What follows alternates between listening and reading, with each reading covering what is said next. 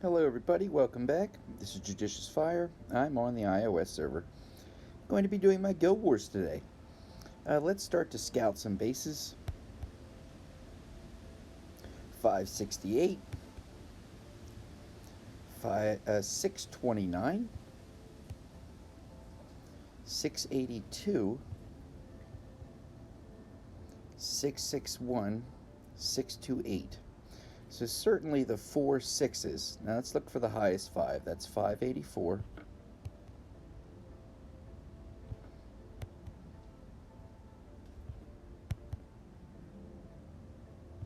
Okay, it looks like the 584 and the remaining 4 in the 600 range. Okay, let's give this a try. We've got a Cosmo. Let's detonate the Cosmo, and we'll send in the rest of the gang. Trying to do no base damage, just trying to kill off all the heroes. If Cosmo procs, heroes are all gone. If Cosmo procs on us, it's not going to make any difference at all, due to the fact that Triantar is giving my entire team a 60% damage reduction. Cosmo tickles us. Gives us, it's like getting a tan for about 1 hour too long. It's not a sunburn, but you say to yourself, I tanned a bit too long. Let's see here. Let's go to 628. What do we got? And we got no cause. In fact, we've got looks like a base attack team. We've got Minnow down here. Let's go for Minnow.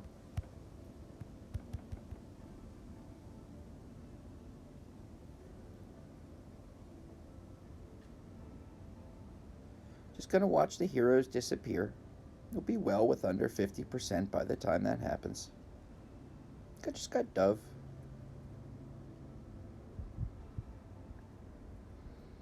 And this Lava down south. When Lava's damage cap drops, and that'll be just a second, he'll be out. Dove might take a little bit while longer.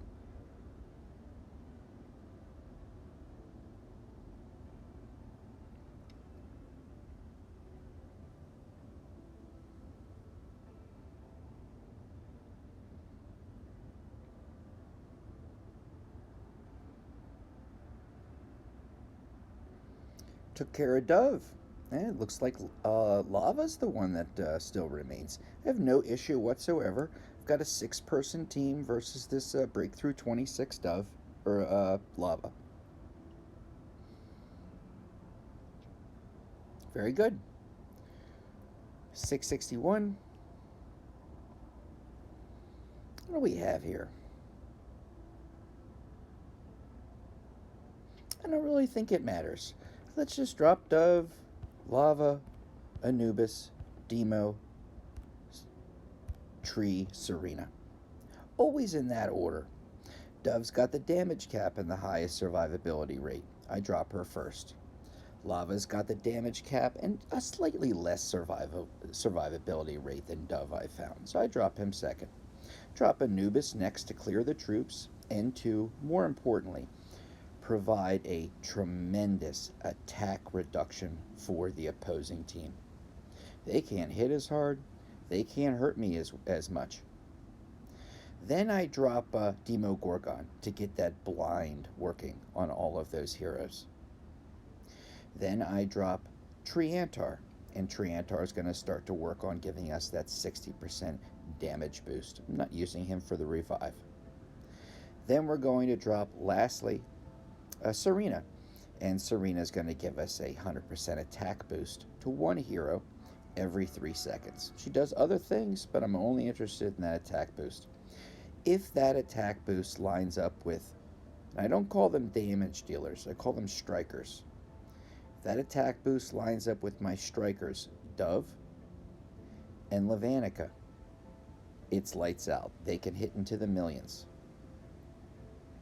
I think Dove, at this point, with that second skin that she acquired, as well as the way I run her and have outfitted her with critical traits, I think she's coming in at something like It could be anywhere between 1300 and 1500 crit. And that is before augmentation, before you have applied something even like a sharpen, which gives now another 30%. So it's really amazing. She's hitting critically on damage capped heroes. I'll just leave Demo out. And that is not what takes them out. They have that damage cap. But I have found, no, just fight. I have found that the moment that cap goes down, you see, sorry about the screen tilt, the moment that cap goes down, you see 1,000,003, 1,000,008, guys done. Okay? There was a heal in between, but it made no difference.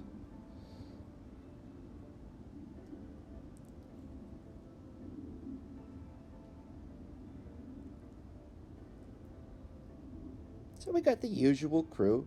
We got a Laz. Laz will be long dead by the time we even. Laz is done. By the time we even get near him, he serves no purpose against this particular attack team. Serves a great purpose in the game, but this particular Guild Wars attack team is not going to ever be troubled. Rosa. Looks like Rosa has a. Who is that? Is that Rosa? Has a revive. That's pretty neat.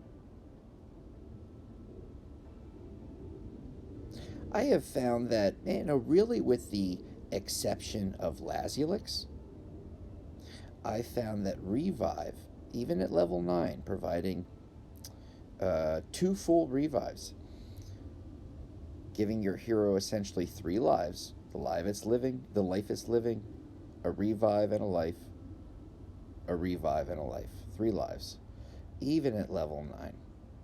Revive on every hero but Laz simply gives the hero 3 injury prone, poor survivability, weak lives. The hero will come back to life, boom, shot hits the hero, hero's dead. Springs back, boom, hit, dead. And something like a Sacred Light or even a Wicked Armor is going to provide far better sustainability. It's, put it out on a clock sometime during an attack scenario is what I'm talking about. I'm not talking about the arena. I'm talking about an attack scenario where you're after somebody's base. During those events, time out how long a level 9 hero with double revive and 3 lives, how long that hero lasts. And then time out, over a quantity, so you can say, here's 10 trials, here's 10 trials. Take a look at how long a Sacred Light version of that hero lasts. I would rather have 1 glorious life than 3 pathetic lives to lead. Okay, we've got 6, 5, 8, 6, 2, 8, 6, 8, 2, 6, 2, 9. I just want to make sure that last one's, yep. Okay, 6, 2, 9. This should be the last one, I believe. Now just fight. What we got? Let's drop Dove up north. Lava right behind. And Nubis. And let's drop Serena and let her boost one of these guys. I'm not so worried about the damage reduction against this particular team. These are, and it's sad to say this, friends. This is how quickly this game has changed. If it would have been 2 months ago, I would have said, holy smokes. These are breakthrough 20 heroes. I'm going to get demolished. I'm lucky if I get 85% against this base, okay? That's something I would have been saying as an internal monologue, if not here on YouTube, 2 months ago. But now with breakthrough 30, and I'm sorry to phrase it this way, I'm speaking objectively. I'm trying to be cruel to someone's heroes. Especially not this particular player. I'm thinking of objective mathematics. A breakthrough 30 eats breakthrough 20s for breakfast. And they're just the starters of the meals. There's going to be a late breakfast. There's going to be a midday. There'll be a brunch. There'll be a lunch. A midday meal. Then there'll be what they call supper. A nice late night snack. And before bedtime, that level 30 breakthrough hero has chewed on 112 breakthrough 20s in every game mode, not just base attacks. So it is a sad thing that it takes so. It's not gameplay related. Those who buy the most number of crystals or are somehow able to allocate their resources in order to focus, just even the core heroes to high level breakthrough are going to be successful. I'm only at 25%. I don't like my time. And I never ended up dropping, my full spread of heroes. Let's not get cocky. Do this, and then boom, boom. All right, rest of the game. And we'll see. We were at 40 seconds, whatever, with 30 seconds, with still 2 heroes left, if I am not mistaken. I was busy talking. Let's see if there's a difference between before and now. You can see that malaise being cast on Levanica, and that's very difficult for him. He becomes vulnerable for 2 seconds, and if he's not able to heal, next boom, done. Next shot takes him out. Nubis is out. Nubis comes back. Okay, we have Rosaline to deal with, but with the Triantar, 60% damage reduction for the whole team. Rosa, it was like she was using a hula hoop. It wasn't a death circle. It wasn't a circumference of doom. It was a hula hoop. Let's see where we are. My goodness. Okay, a few Guild Wars back, I reached the 12K mark. That's very interesting. I believe my next Guild Wars was 12.3. My last Guild Wars, which I put up online as well as these others, was 12.6. In and around there. And now we're at 12,846. And if we would have had one more 600K base, it would essentially be 12.9. So it looks like as Guild Wars go on, and I mean on a weekly basis, not each Guild Wars, on a weekly, even bi-weekly basis, I'm adding about 300 points. There is a possibility in this is Thursday's Guild Wars that in next Thursday's Guild Wars in 1 week from now, I could crack the 1300K mark. That's really my goal. So currently on this one, we've got 12,846. I want to give a big shout out to Oberon, to LEM, to Lely Kelly, who been in different guilds. We've fought this guild many times. This is a guild that is not only very, very skilled, but has style. They got great bases. I know. This is a stylish and knowledgeable guild. Okay, fantastic. And to the right, Always Hostile. And I have been in Always Hostile multiple. That's a video into itself. Okay, the last time I was in Always Hostile, I was in a managerial role alongside one of the great players in this game, who is now the leader of that guild. This is not a rival guild. And this is what I talked about on the last. I'll sign off with this.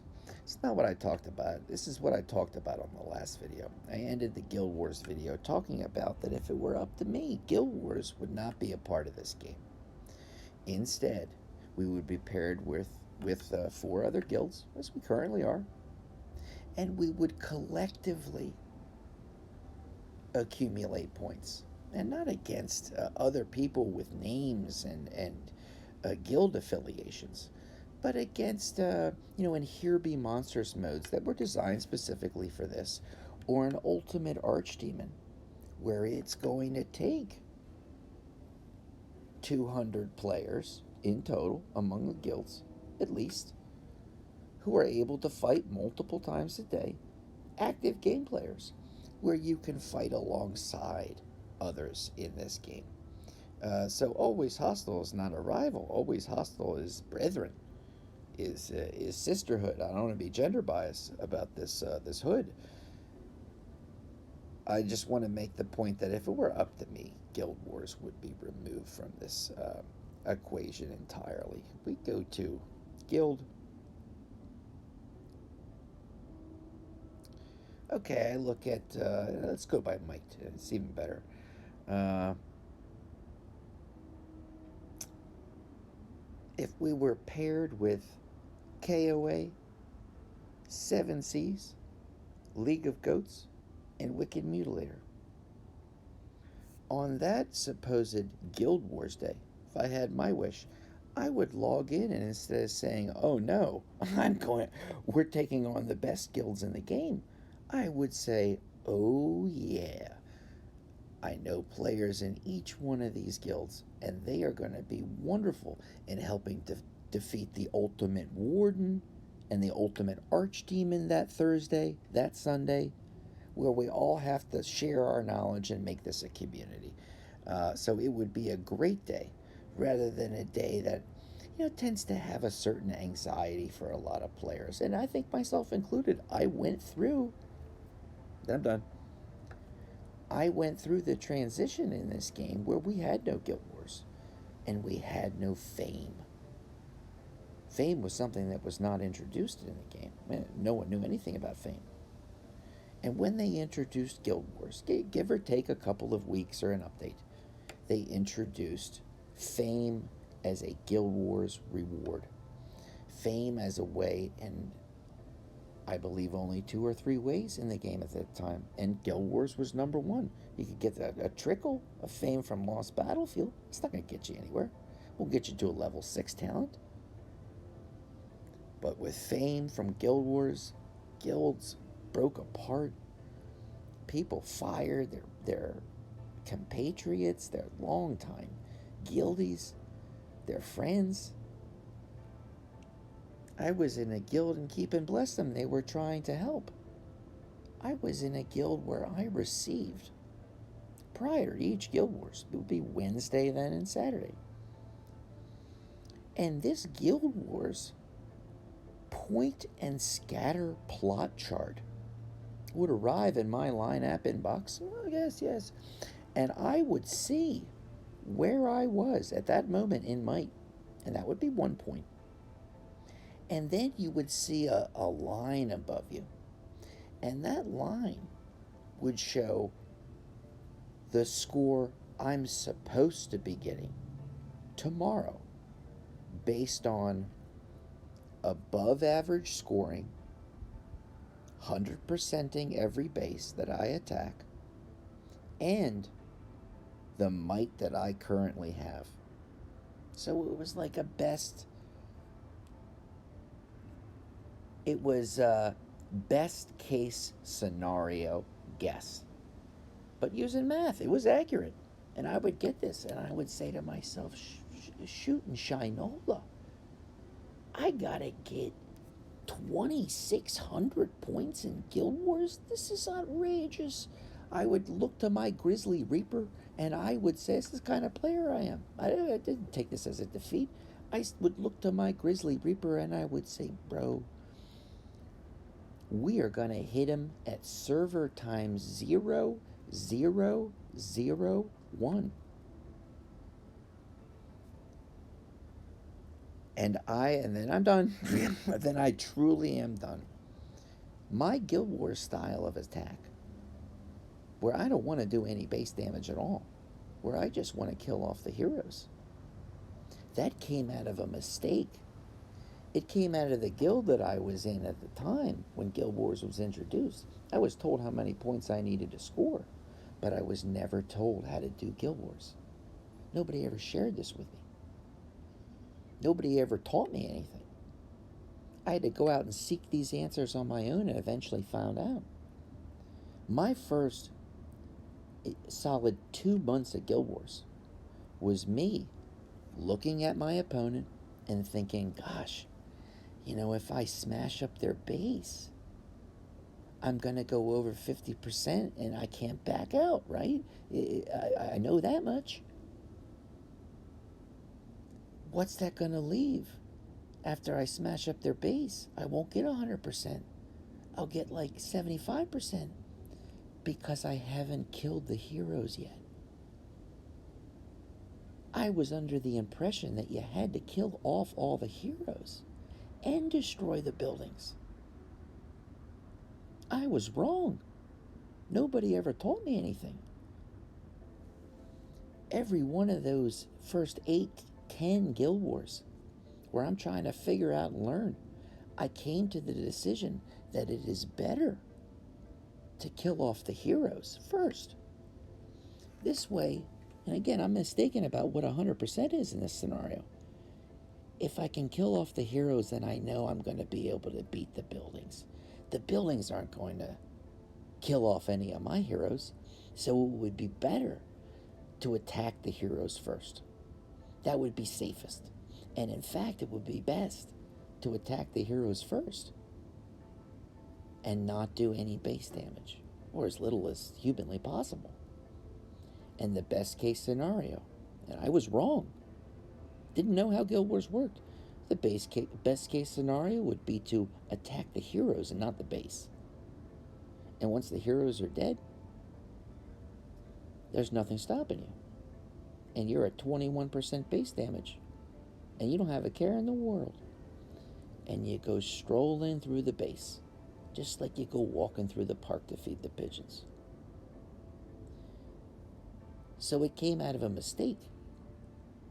And I must admit, okay, I'll call it a happy mistake. I've stuck with that ever since. And I've only ever lost once. And then I sign off.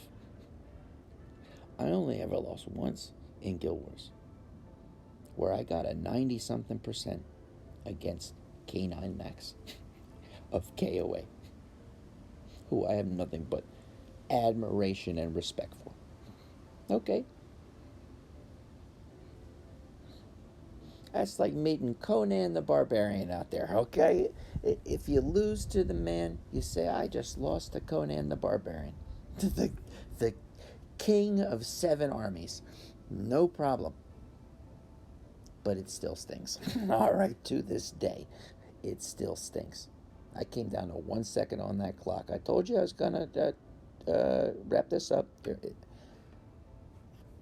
So that loss, using this battle strategy, this plan, kill the heroes, and stroll through the base, it saw me through fight after fight until I saw K9 Max. And I learned that I shouldn't fight K9 Max again. All right. And thus far, in our journeys in the guild endgame, we have never matched up against KOA in any way. And based on my math, that would take a long time and or a miracle. Okay, they are the rank 1 and credit 1 guild. We are at 59. I know I'm pressing end record even as we speak. We are at 59 with 20 members. Rank 59 with 20 members out of a 75 capacity guild.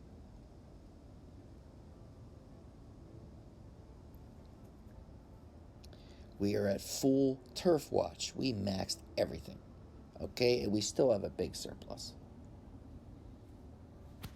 We are tied with the other guilds in the game who have made it to that most recent, and it seems final until we start to upgrade our sentinels even more, turf mode level. It could be level 9 or 10. I believe it's 9 going on 10.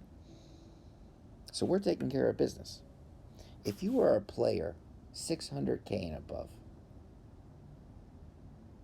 and instead of looking at rank, you look at potential, mathematical potential, then please give us a ring. All you need to do is message one of us, or if you can see me online, be my guest, message me, or straight up apply. So the door is open to those who are up for a challenge. It will not evoke an immediate reward, but nothing good ever does. So thank goodness for happy mistakes. Thank goodness for a reward that means something, that comes from hard work. And thank goodness for Grizzly Reaper. Over those first 2 to 3 months of Guild Wars, who was my main sniper. I put him even higher than Ares. Ares just got the battle started. Grizzly Reaper ended the battle. I want to thank you for watching. It was a fun Guild Wars. I'll check you all on the next video. All right, bye-bye.